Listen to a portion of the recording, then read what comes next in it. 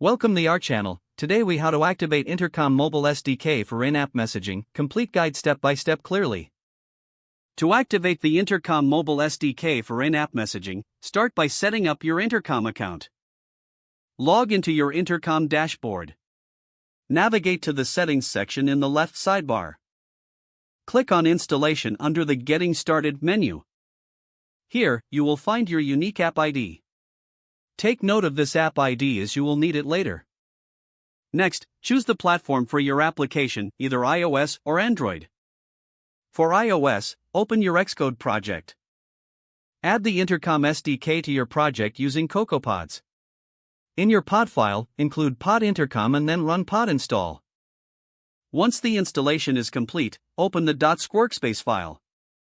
For Android, open your build.gradle file. Add implementation io.intercom.android intercom SDK version_number to your dependencies. Ensure to replace version_number with the latest version of the SDK. Sync your project to download the required dependencies. Now, initialize the Intercom SDK. For iOS, add the following code in your app.delegate.swift file. Use intercom.setAPI key, _API_key, for app ID, _up_ID. Replace your _API_key and your _up_ID with your actual keys. For Android, initialize Intercom in your application class.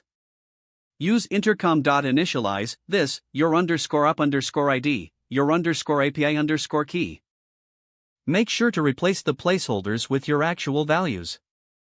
Next, for both platforms, implement user identification.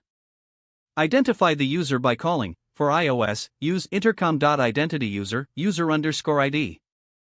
For Android, use intercom.client.registerIdentifiedUser, user_ID. Now you can enable in-app messaging. For iOS, use intercom.presentMessenger when you want to show the messaging window. For Android, use intercom.client.displayMessenger to initiate the messenger. Don't forget to like this video and subscribe to our channel for more step-by-step tech guides.